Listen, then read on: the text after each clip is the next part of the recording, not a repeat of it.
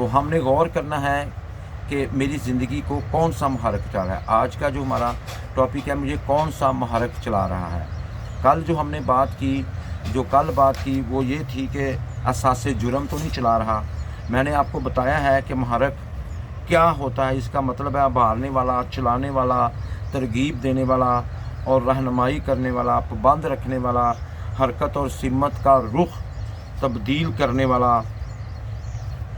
और मेरे अजीज़ों, आज हम सीखेंगे कि क्या नाराज़गी तो नहीं मुझे चला रही, मेरी ज़िंदगी का महरक नाराज़गी तो नहीं।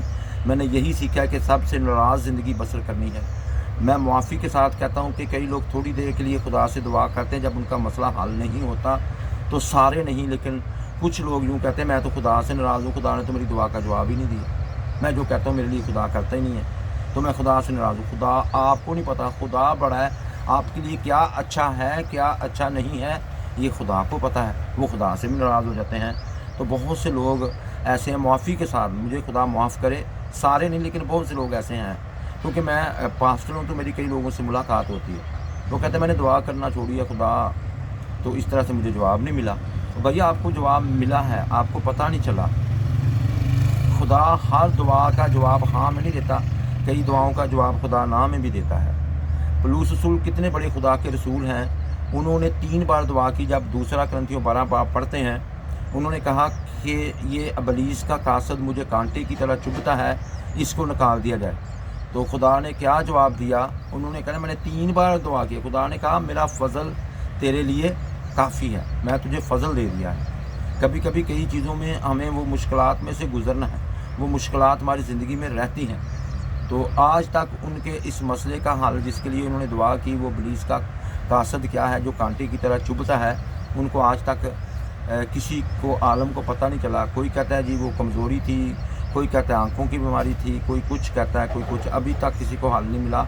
इसलिए हर किसी का कोई ना कोई जो है मेरे अजीज़ों, वो जो कांटा चुभता है वो है। कभी कभी वो कांटा दूर नहीं होता, तो हमें इस बात से नाराज़ नहीं होना, खुदा से जवाब रिसीव करना। फिर दोबारा पौलुस रसूल ने कहीं इस मकसद के लिए दुआ नहीं की।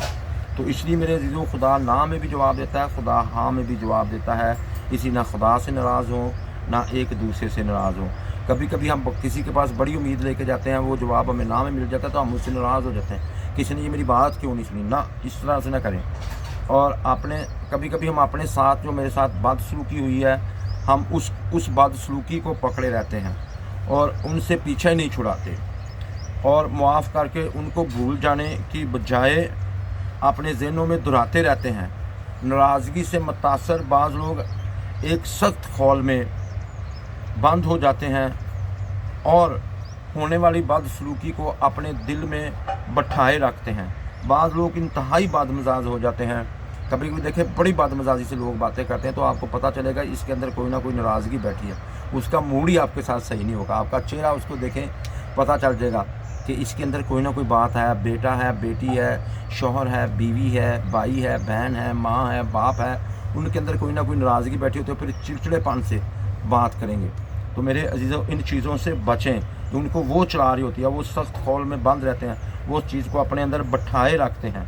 तो मेरे अजीज़ों, क्या हो जाते हैं और होने वाली बदसलूकी को अपने दिल में बैठाए रखते हैं। दोनों किस्म के रवैये गैर सेहतमंद, ना मददगार होते हैं। ये आपकी कोई मदद नहीं होगी इन सूरत हाल में, और ये आपकी सेहत को ख़राब करेंगे, गैर सेहतमंद बीमारियों को दावत देंगे। नाराज़गी उस शख्स को ज़्यादा नुकसान पहुंचाती है जो नाराज़ हुआ है, ना कि उस शख्स को जिससे वो नाराज़ है।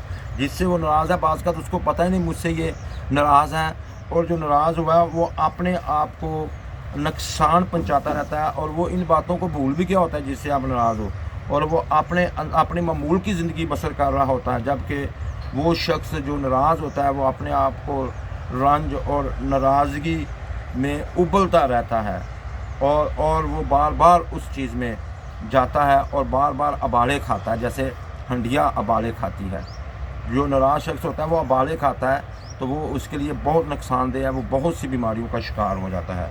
सुनिए, जिन्होंने माजी में आपको रंज पहुँचाए हैं और ज़ख़म लगाए हैं, आपको मज़ीद कुछ नहीं, आपका मज़ीद कुछ भी नहीं बिगाड़ सकते हो। इसलिए मेरे अजीज़ों, लेकिन अगर आप अभी तक माजी के दर्द को लिए बैठे हैं तो हकीकत में आप ख़ुद को नुकसान पहुंचा रहे हैं। जिसके लिए आप नाराज़ हुए हैं उसको कोई नुकसान नहीं पहुंच रहा, वो अपने मामूल की ज़िंदगी बसर कर रहा है। आपका माजी गुज़र गया है, आप उसे कतई तब्दील नहीं कर सकते। ये नामुमकिन है जो माजी गुज़र गया उसको आप तब्दील कर सकें। आप अपनी तलखी से सिर्फ़ अपने आप को दुख दे रहे हैं। बाइबल मुकद्दस कहती है कुड़ना बेवकूफ़ को मार डालता है और जलन अहमक की जान ले लेती है। अय्यूब 5:3 पढ़ लीजिएगा। ये जो आपका कुड़ना है नाराज़गी में, ये बेवकूफ़ है। ये एक दिन वो शख्स मर जाएगा, ये कुड़ना उसको मार देगा।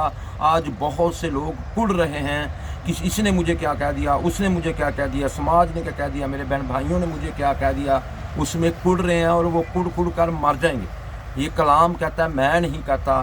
कुड़ना जो है वो बेवकूफ़ी है। इस बेवकूफ़ी से आज ही हम बाज आएँ, कुड़ना छोड़ें, नाराज़गी को छोड़ें। नाराज़गी ना हमें चलाए बल्कि सुलह हमें चलाए। खुशी से अपनी ज़िंदगी को बसर करें। मेरे अजीज़ों, ये मार डालता है। और दूसरे नंबर पे जलन आजकल बहुत है। कोई दूसरा तरक्की करता है, दूसरा उससे जलसी फील करता है, वो जलन महसूस करता है। और जो जलन है ये अहमक है जो जलन करता है। अहमक ना बनिए। अहमक तो कहता है कोई खुदा है ही नहीं है। बेवकूफ़ अहमक ना बने। जलन अहमक बनाती है, इसलिए ये जान ले लेती है। मेरे अजीज़ों, आज ही अपने आप को चेक करें, देखें कि आपको कौन सा महरक चला रहा है।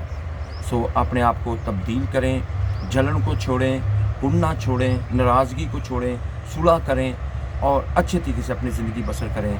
कलाम का पढ़ा और सुना जाना हमारे लिए बाइस बरकत हो। खुदावंद का शुक्र हो। आमीन।